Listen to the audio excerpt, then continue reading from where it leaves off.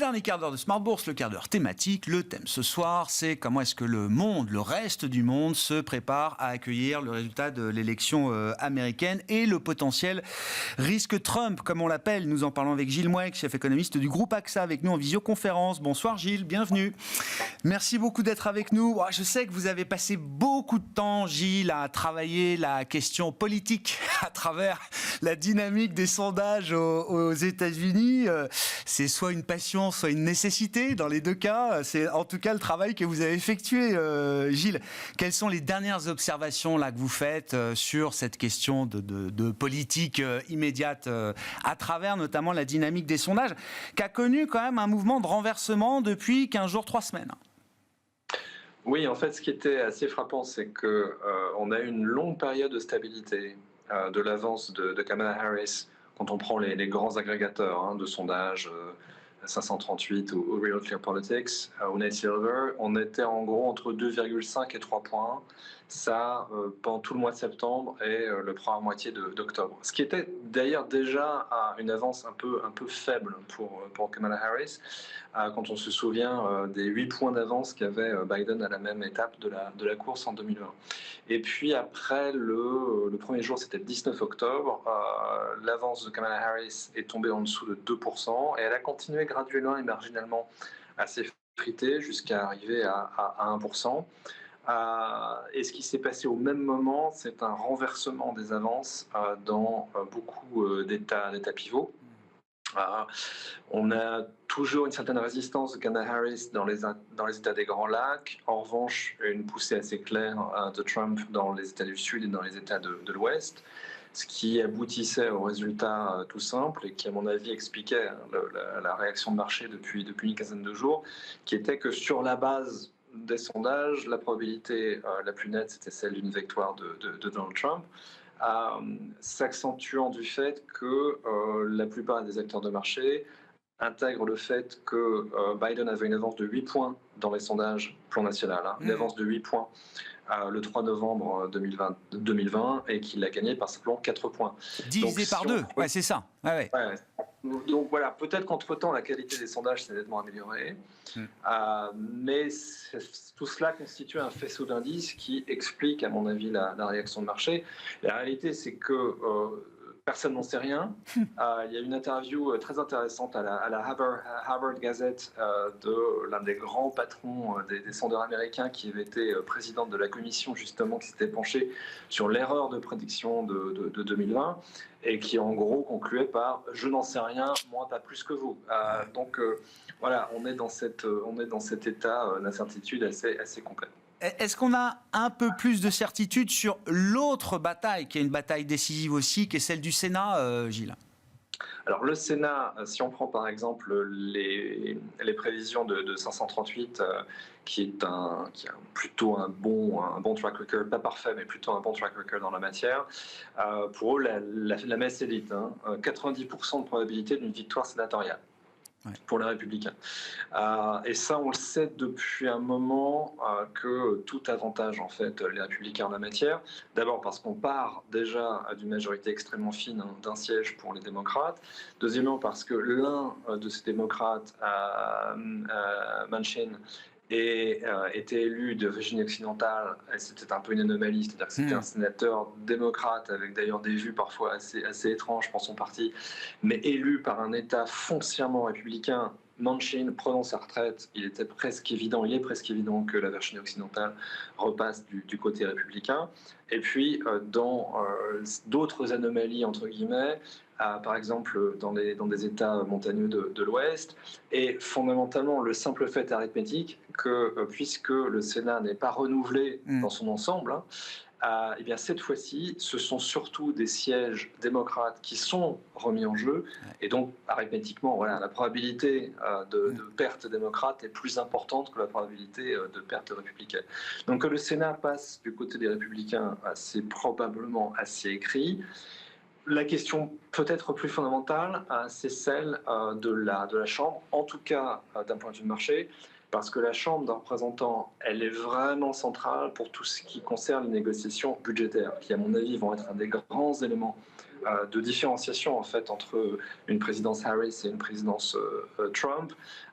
Il y a eu de très très bons calculs faits par la Penn Wharton qui arrive au résultat suivant. Si c'est Trump et qu'il a les moyens d'appliquer sa politique, ce qui voudrait dire qu'il a une majorité à la Chambre des représentants, c'est 2 points de déficit budgétaire en plus tous les ans pendant 10 ans. Si c'est Harris, c'est seulement 0,5 points en plus. Dans aucun des cas, le déficit s'améliore, mais l'écart va de 1 à 4 entre les deux sur la question du déficit.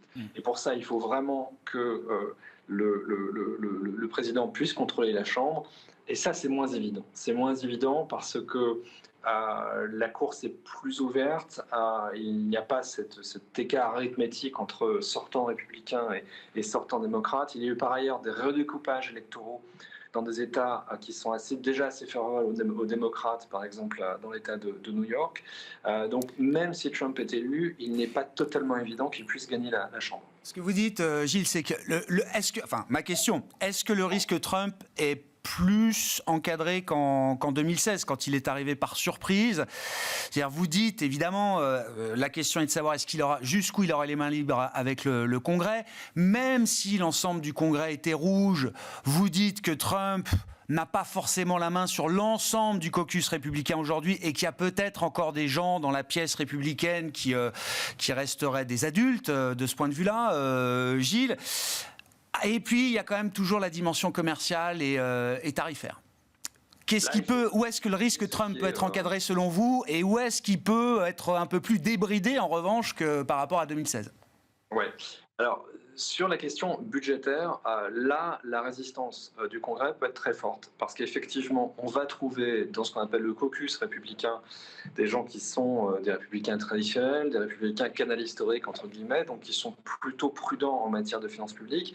On part déjà d'un déficit tendanciel entre 6 et 7% d'après le CBO. Ça, c'est la base.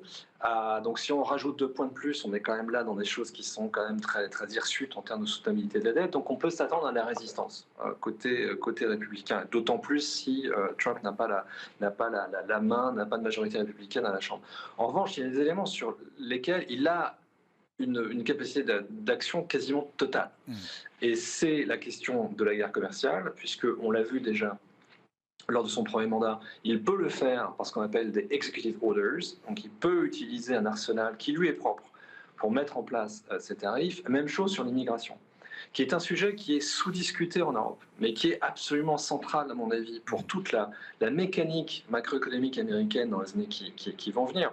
L'année dernière, on a probablement eu environ 3 millions d'arrivants aux États-Unis. Ça représente 2 points de main-d'œuvre en plus. On n'aurait jamais eu le ralentissement de l'inflation que l'on a connu depuis maintenant 1 an et demi, sans cet apport d'immigrants. Trump, aujourd'hui, sa position officielle, c'est non pas simplement l'arrêt des flux, c'est le renvoi, c'est l'expulsion massive des immigrants illégaux. Et là-dessus, il peut le faire, en grande partie en tout cas, par executive orders. Donc même s'il y a de la résistance du côté du caucus républicain, sur ce type d'éléments, ça serait plus compliqué à mettre en œuvre, sauf à imaginer un système en gros d'arbitrage, un système d'échange en fait entre une chambre potentiellement républicaine et Trump, parce que vous avez beaucoup de gens chez les républicains qui vont être très inquiets d'une politique de renvoi massif des immigrés illégaux parce qu'ils savent que certains secteurs de l'économie américaine ne peuvent pas fonctionner sans ces immigrants illégaux, et donc essaieraient en fait de... Petite déconnexion avec Gilles. On va voir si on peut retrouver Gilles. Il nous reste quelques minutes sur cette élection américaine, bien sûr, et la politique migratoire de Donald Trump, si elle était appliquée, qui poserait évidemment un certain nombre de questions pour la macroéconomie américaine spécifiquement, puisque 3 millions de migrants sont arrivés dans l'économie américaine l'an dernier et ont largement participé à augmenter l'offre de travail, à faire baisser l'inflation et à augmenter également une partie de la demande dans l'économie américaine. Gilles, on a été coupé sur la politique migratoire, le risque d'exécution de la politique migratoire telle que la doctrine Trump la conçoit aujourd'hui. Là, le système des executive orders lui donne quand même un certain nombre de marges de manœuvre sur cette politique-là. Je voulais qu'on dise un mot aussi de la politique commerciale. Gilles, votre point étant de dire que pour l'Europe, le plus grand risque, c'est la politique tarifaire des États-Unis vis-à-vis de la Chine, pas forcément vis-à-vis de l'Europe elle-même. Parce que les 10% de droits de douane, honnêtement, s'ils sont appliqués sur tout le monde, l'impact est assez limité parce que vous n'êtes pas en état de désavantage vis-à-vis de vos compétiteurs des pays tiers. Vous ne rentrez pas en compétition avec les Sud-Coréens ou avec les Mexicains sur le marché américain. Et donc, la souffrance viendrait simplement du fait qu'il pourrait y avoir substitution par des producteurs domestiques américains, ce qui est difficile à mettre en œuvre à très court terme. Et puis par ailleurs, on pourrait imaginer que 10 points de droits de douane, ça s'absorbe assez facilement par une dépréciation, elle aussi finalement assez mesurée du change. Perdre 10% sur l'euro-dollar, c'est gérable. En revanche, 60% de droits de douane sur la Chine, le risque là, c'est une baisse très forte de la demande chinoise, avec un effet en retour sur les exportateurs européens, notamment allemands. L'autre risque, c'est que la réponse de Pékin, ce soit une dépréciation très forte de sa devise, et donc là, un vrai désavantage compétitif entre nos producteurs et les producteurs chinois. Dans une situation comme celle-là, Gilles, est-ce qu'on peut imaginer une Fed qui aurait la nécessité d'avoir un réglage peut-être plus dur de sa politique monétaire et face à cela une BCE qui devrait se pousser à aller beaucoup plus loin peut-être dans l'accommodation? C'est quelque chose de possible? Pas sûr qu'on ait la réponse de Gilles Mouek, c'est l'interview maudite. Bon, ben c'est pas grave, je crois qu'on va s'arrêter là avec Gilles pour ce soir. En attendant de toute façon le résultat de cette élection américaine, on aura largement l'occasion d'y revenir avec toutes les conséquences que ça implique, notamment pour les banques centrales. Je vous rappelle que la Fed sera l'une des premières banques centrales à réagir, en tout cas à devoir prendre une décision de politique monétaire dans le sillage de cette élection. La Fed qui rendra cette décision ce jeudi 7 novembre, quel que soit le résultat ou l'absence de résultats d'ailleurs de cette élection présidentielle américaine. C'était quand même Gilles Mouek avec nous, je le rappelle, chef économiste du groupe AXA, invité de ce dernier quart d'heure de Smart Bourse ce soir sur Be Smart for Change.